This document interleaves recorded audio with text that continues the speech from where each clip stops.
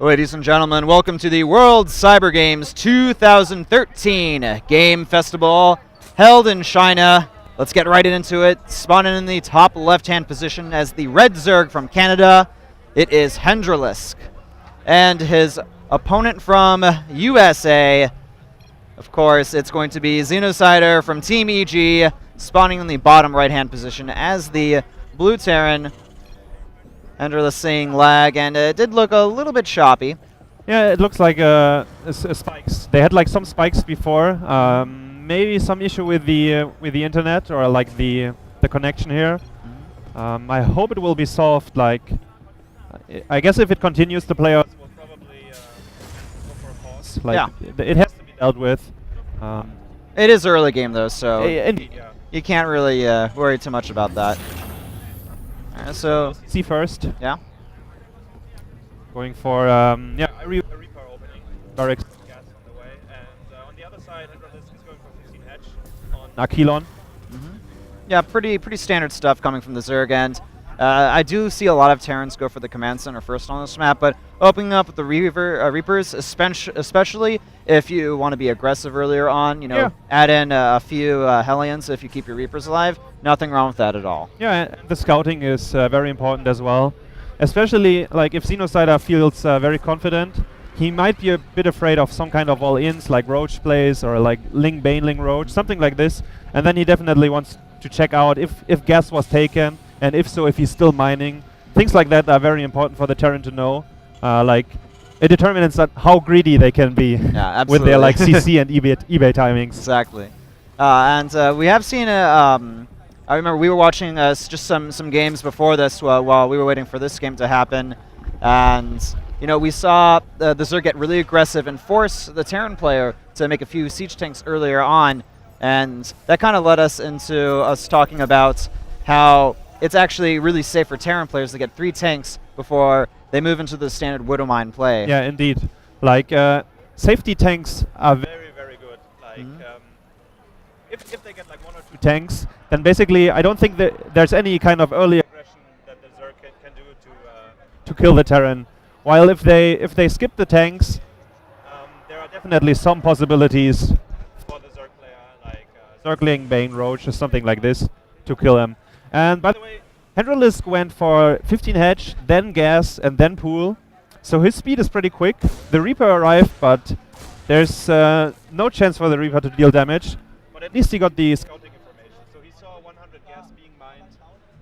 He saw that, well, the Queen is about to pop, so he will jump out. And, yeah, so he's just harassing a little bit. Yeah. All right, so we have a factory on the way. And following, of course, the command center. And now people are not messing with our wires anymore, so we can cast this game unobstructed. That's true. Even 2 CCs, by the way. Yeah, there we go, the second CC. So 3 CCs from the Terran player. Pretty standard against Zerg nowadays. The sooner you can get that 3rd CC up, the sooner you can get your economy really rolling into position, you know, the better off the Terran's going to be. Yeah. And it's a bit interesting. He saw the gas timing, and wow, the Zergling actually, that's a very, very good scout by Hendralisk. Yeah. He got all the information. He saw the 2nd CC, of course the factory timing, which is pretty standard, I think, like nothing too...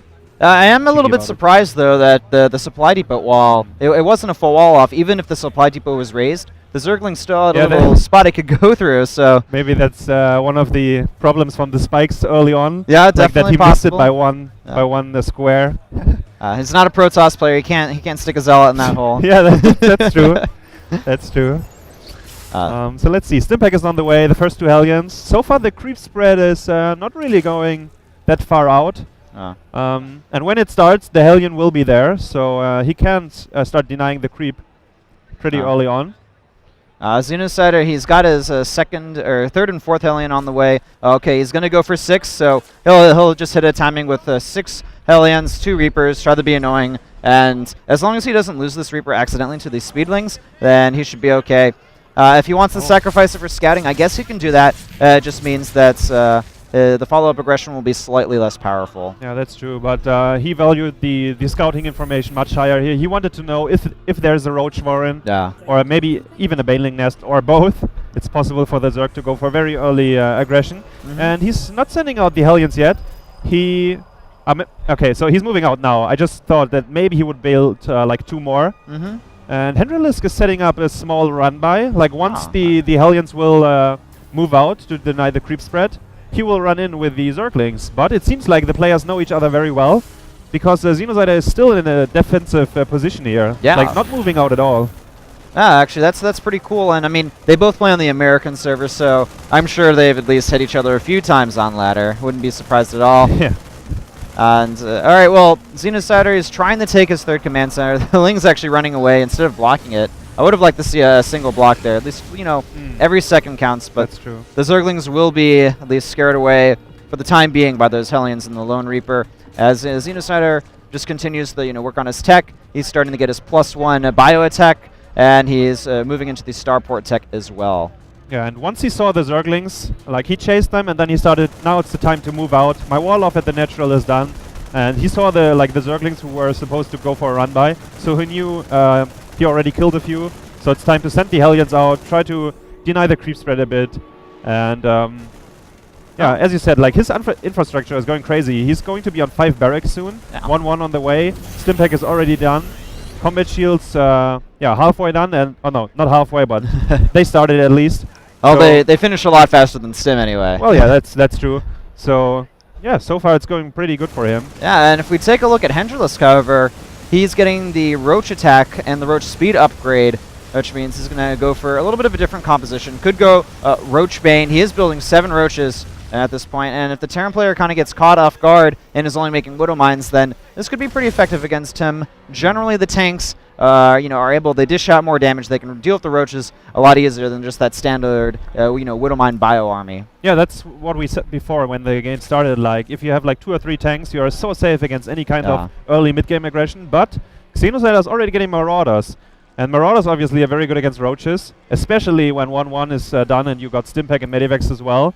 Yeah. And he's going to move out right now. He's probably just trying to clear some creep spread. And I guess he will find out that Roaches are out while he's pushing.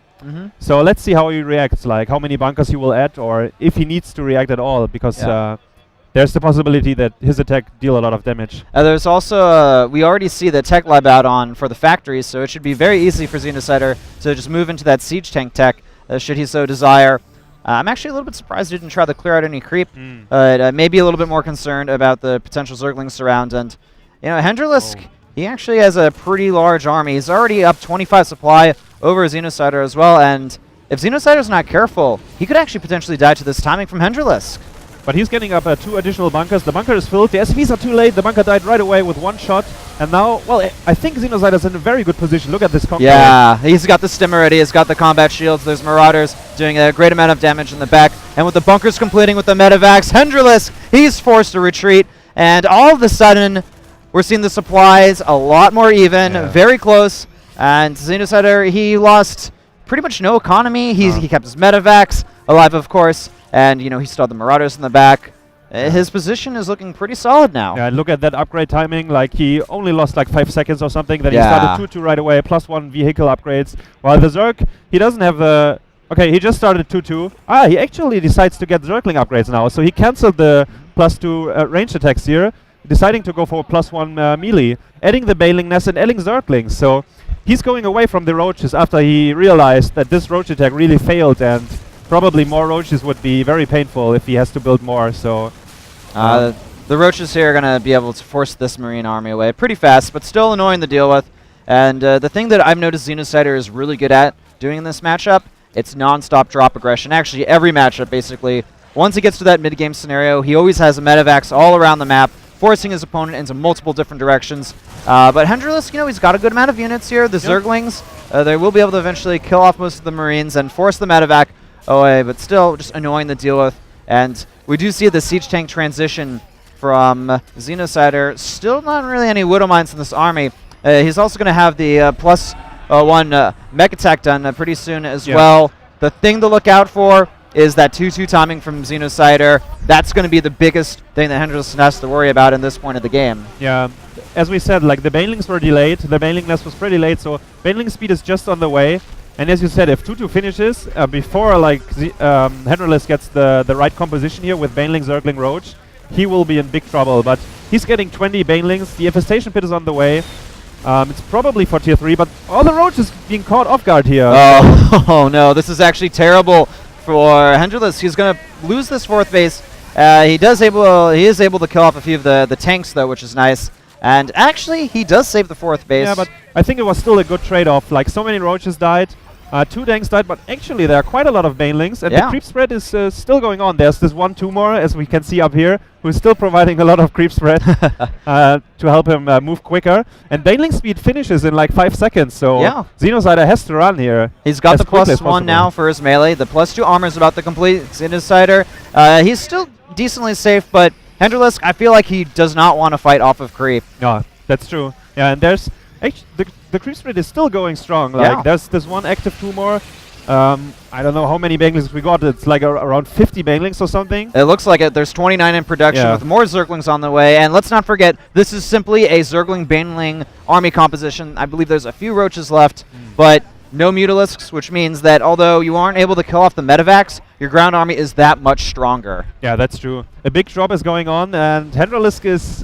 now he sees it with the Overlord, so good map vision there. The question is, will he have enough time to react before his 4th base dies? Probably yes, as Zerglings are very, very quick. And cute to see some Baneling bombs over there. Yeah, Hendralisk has actually put a lot of Baneling bombs around the map, but Xenocide, he's going to continue his drop harassment, takes out the Queen, and is dealing a little bit more economic damage. It looks like Hendralisk may lose his 4th. The Bio 2-2 just absolutely demolished that hatchery before Hendralisk had a chance to send in units to defend, and the Baneling's going to connect, killing off a ridiculous amount of Bio army, and only 1 Medivac has a few units left. And well, there's no Baneling bombs here, but only Zerglings. Yeah, only Zerglings. He sieges up his tanks, and Hendralisk has to retreat. There's no way he wants to run in this. And he does, but that was painful. Almost no units died. Look at the supply and the money for Xenocide. He has so much money to rebuild. 3-3 is on the way, while the Hive is about to finish, so plenty of time till Hendralisk gets his big units. And the problem here, he's only on 3 base. He doesn't have any minerals. If you see his bank, it's like 300 minerals and 1k gas. That's not enough to get like the big units running, like Ultralisk or even like 3-3. I feel like Hendralisk, he's kind of forced himself into a very desperate situation. The tanks, really are just covering a lot of area. He's got great spread with his Bio army. And let's not forget Xenocider, his 3-3 is about halfway done. Hendralisk is starting to fall way behind and upgrades. He's going for the Ultralisk Cavern, but I mean, he's going to have the gas, but he just doesn't have the minerals really to make this work. I guess Hendralisk's best bet, he has to delay Xenocider, but the Terran player, he's maxed out and he can move out. Basically, I have a feeling he's going to try to hit that 3-3 timing. Yeah, I think so too. He will probably wait for 3-3. He gets... he's going to drop on the Banelings here. Oh no, never mind. He's just flying... and he's going to the main base, and Hendralisk has a huge concave here, so all his army needs to run back right now to defend this drop. And Xenocide is going crazy with the command center. He has a 4th base and a 5th one on the way. Well, here we go. Hendralisk, he's deciding it's time to move in with the Roaches, Banelings, and Zerglings. He takes out some of the army, but, I mean, look at how many siege tanks there are. Hasselhoffs, how does he fight into this tank army? Like, even +3 on the way for the tanks, so they got +2. There's another drop going on. Xenocide is playing this brilliantly. Like, yeah, I don't see it. I don't know, man. This is just, he plays it very, very well. There's two more Medivacs in the natural, killing off the Queens. And this is just the strength of Xenocider, man. He loves to just consistently drop everywhere. The 3-3 now complete, essentially. What are these Ultras going to do against this? There's simply too much blue Terran army all over the entire map. Xenocider attacking basically every base at once, and Hendralisk is, unfortunately, if you're a Zerg player or a Hendralisk fan, falling apart. Yeah, he's falling apart at this point, and he probably didn't even saw that there's a 4th and a 5th base going up for Xenocide at the same time. So he's on a huge economy. His production is very... it's fine. I guess a few more barracks would be nice, because we do see he has some over minerals and not being maxed out. But that's not going to hurt him at all. Yeah, he's adding more command centers at this point to spend his money.